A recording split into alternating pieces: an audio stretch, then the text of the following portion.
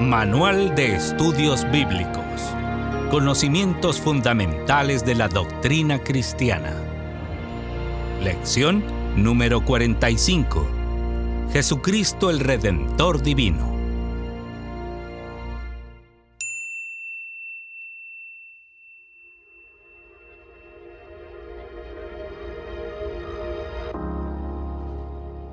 Bosquejo. Los pasajes bíblicos que se citan al inicio de este tema nos permitirán entender por qué fue necesaria la sustitución del medio de redención a través de los sacrificios de animales por el sacrificio de Jesucristo el Redentor Divino. Otros aspectos que tomaremos en consideración en relación con nuestro estudio cristológico son los siguientes. A. ¿Cómo se introdujo el Hijo de Dios en el mundo? B. Características de su naturaleza divina y de su naturaleza humana. C. Siendo Jesucristo santo, limpio, puro y sin mancha, llevó la carga de nuestros pecados. D. Mediante él podemos alcanzar la vida eterna. Jesucristo, el Redentor Divino.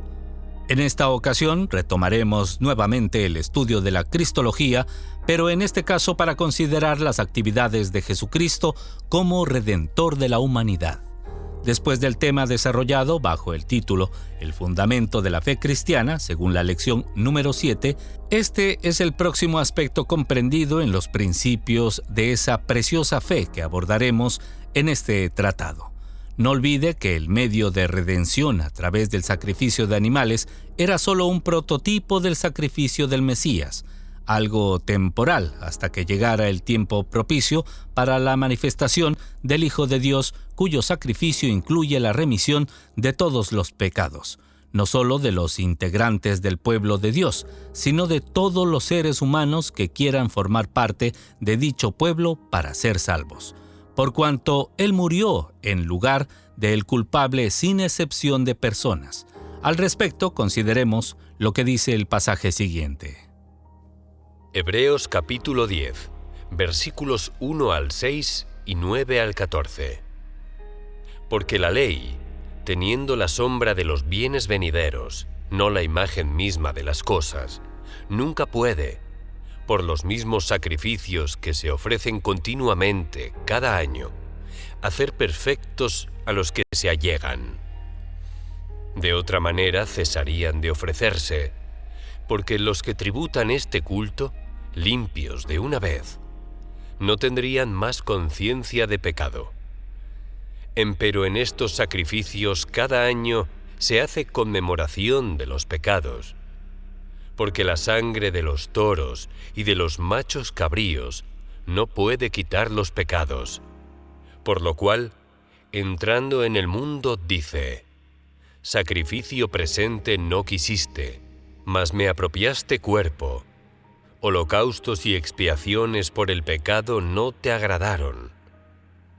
Entonces dijo: heme aquí para que haga, oh Dios, tu voluntad. Quita lo primero, para establecer lo postrero, en la cual voluntad somos santificados por la ofrenda del cuerpo de Jesucristo hecha una sola vez. Así que todo sacerdote se presenta cada día ministrando y ofreciendo muchas veces los mismos sacrificios, que nunca pueden quitar los pecados.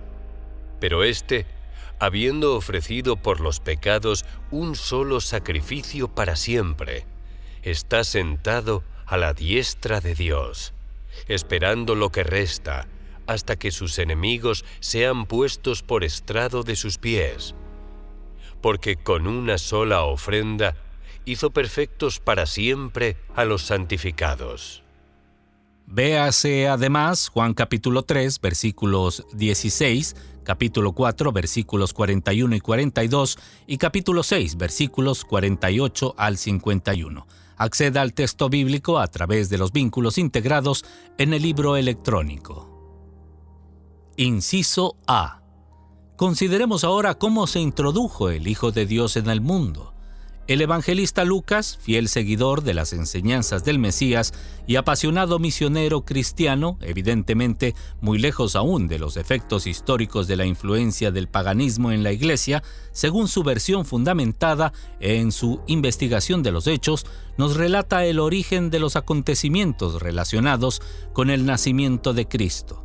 En su narrativa nos explica que el ángel Gabriel fue enviado de Dios a una ciudad de Galilea llamada Nazaret, a una virgen desposada con un varón que se llamaba José, de la casa de David, y el nombre de la virgen era María.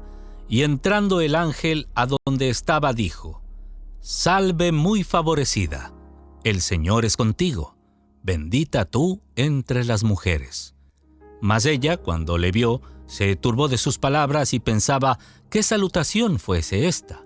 Entonces el ángel dijo: «María, no temas, porque has hallado gracia cerca de Dios, y he aquí, concebirás en tu seno y parirás un hijo, y llamarás su nombre Jesús. Este será grande, y será llamado Hijo del Altísimo, y le dará el Señor Dios el trono de David su padre, y reinará en la casa de Jacob por siempre, y de su reino no habrá fin».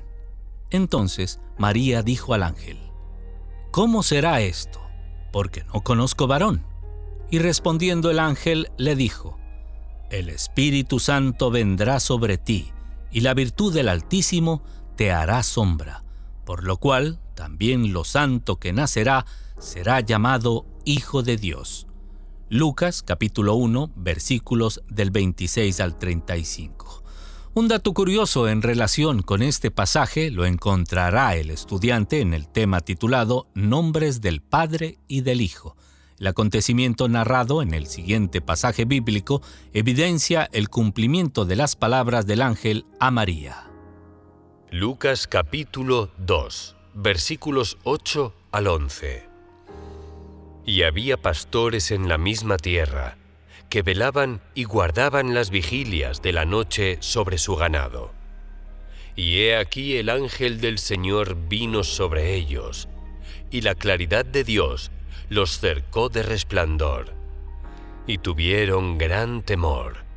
Mas el ángel les dijo: «No temáis, porque he aquí os doy nuevas de gran gozo, que será para todo el pueblo, que os ha nacido hoy, en la ciudad de David, un Salvador, que es Cristo el Señor».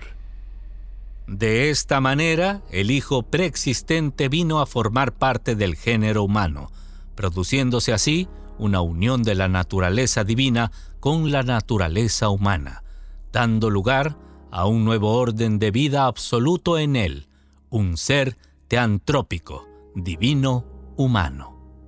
Inciso B. Estas características de su naturaleza eran fundamentales en aquel que había de ser el Redentor de la humanidad, pues de no haber sido partícipe de la naturaleza humana, no le hubiese sido posible redimir a la humanidad de la culpabilidad del pecado, por cuanto era necesario que muriera derramando su sangre por ella. Si su naturaleza hubiese sido únicamente divina, no hubiese podido morir, debido a sus características, ya que ésta es espiritual y por ende inmortal. No obstante, gracias también a su naturaleza divina, pudo redimir a la humanidad, siendo él sin pecado, pudiendo llevar así a efecto su propia resurrección, tal como lo expresa en Juan capítulo 10, versículos 17 y 18, diciendo: «Por eso me ama el Padre, porque yo pongo mi vida para volverla a tomar. Nadie me la quita, mas yo la pongo de mí mismo. Tengo poder para ponerla y tengo poder para volverla a tomar. Este mandamiento recibí de mi Padre». Las características de su naturaleza humana hizo posible además que el Mesías experimentara en carne propia la triste condición del ser humano para que pudiera compadecerse de todos. Al respecto, consideremos lo que nos dicen las Santas Escrituras. Hebreos capítulo 2, versículos 16 al 18. Porque ciertamente no tomó a los ángeles, sino a la simiente de Abraham tomó. por lo cual debía ser en todo semejante a los hermanos, para venir a ser misericordioso y fiel pontífice en lo que es para con Dios, para expiar los pecados del pueblo. Porque en cuanto él mismo padeció siendo tentado, es poderoso para socorrer a los que son tentados. Hebreos capítulo 4, versículos 15 y 16. Porque no tenemos un pontífice que no se pueda compadecer de nuestras flaquezas, mas tentado en todo, según nuestra semejanza, pero sin pecado. Lleguémonos pues confiadamente al trono de la gracia, para alcanzar misericordia y hallar gracia para el oportuno socorro. Lógicamente, el hecho de que Él pueda estar ejerciendo dignamente y a la perfección esta actividad junto al Padre requiere tanto de su naturaleza divina como de la humana. Inciso C. Jesucristo era santo, sin culpa y sin manchas, mas Dios cargó sobre Él la culpa del pecado de toda la humanidad. Al respecto, consideremos lo que dicen los pasajes bíblicos siguientes. Hebreos capítulo 7, versículo 26. Porque tal pontífice nos convenía, santo, inocente, limpio, apartado de los pecadores y hecho más sublime que los cielos. Isaías nos declara en su alusión profética acerca del Mesías sufriente: mas el herido fue por nuestras rebeliones, molido por nuestros pecados. El castigo de nuestra paz sobre él, y por su llaga fuimos nosotros curados. Todos nosotros nos descarriamos como ovejas, cada cual se apartó por su camino, mas Jehová cargó en él el pecado de todos nosotros. Isaías capítulo 53, versículos 5 y 6. Inciso D. De esta manera, amparados bajo tal manifestación de la gracia de Dios, todo el que crea en Jesucristo y lo acepte como su Salvador, reconociendo tal obra de amor y redención mediante una nueva vida separada del pecado, alcanzará la vida eterna. Consideremos lo que nos dicen las citas bíblicas siguientes. Juan capítulo 3, versículos 16, 17 y 36. Porque de tal manera amó Dios al mundo, que ha dado a su Hijo unigénito, para que todo aquel que en él cree no se pierda, mas tenga vida eterna. Porque no envió Dios a su Hijo al mundo para que condene al mundo, mas para que el mundo sea salvo por él. El que cree en el Hijo tiene vida eterna, mas el que es incrédulo al Hijo no verá la vida, sino que la ira de Dios está sobre él. Juan capítulo 10, versículos 27 y 28. Mis ovejas oyen mi voz, y yo las conozco, y me siguen. Y yo les doy vida eterna, y no perecerán para siempre, ni nadie las arrebatará de mi mano. Juan capítulo 17, versículos 1 y 2. Estas cosas habló Jesús, y levantados los ojos al cielo, dijo: Padre, la hora es llegada. Glorifica a tu Hijo, para que también tu Hijo te glorifique a ti, como le has dado la potestad de toda carne, para que dé vida eterna a todos los que le diste. Con relación al tema, el apóstol Pablo expone en su epístola a los Romanos, según Romanos capítulo 6, versículo 23: Porque la paga del pecado es muerte, mas la dádiva de Dios es vida eterna en Cristo Jesús, Señor nuestro. El apóstol Juan nos dice también: y este es el testimonio, que Dios nos ha dado vida eterna, y esta vida está en su Hijo. Estas cosas he escrito a vosotros que creéis en el nombre del Hijo de Dios, para que sepáis que tenéis vida eterna, y para que creáis en Él. Empero sabemos que el Hijo de Dios es venido, y nos ha dado entendimiento para conocer al que es verdadero. y estamos en el verdadero, en su Hijo Jesucristo. Este es el verdadero Dios y la vida eterna. Primera de Juan, capítulo 5, versículos 11, 13 y 20.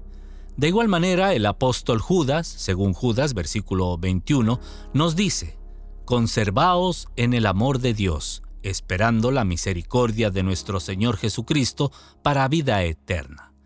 Entre los temas que estudiaremos en los capítulos 9 y 10 de este tratado, aparece la idea expuesta en forma explícita y bien clara acerca de cómo creer en Jesucristo y aceptarlo como nuestro Salvador, así como los demás pasos y normas de conducta que debemos seguir como un complemento de las demandas divinas para la santidad, la cual es uno de los factores fundamentales comprendidos en el proceso de la salvación, a través del cual podremos alcanzar la vida eterna. Quiero hacer del conocimiento de los estudiantes, además, que estos dos temas tratados en este capítulo, el medio de redención temporal y la redención mediante Jesucristo, constituye la base fundamental del concepto teológico del Antiguo y Nuevos Pactos, asunto que tomaremos en consideración detalladamente en el capítulo 8 de este tratado.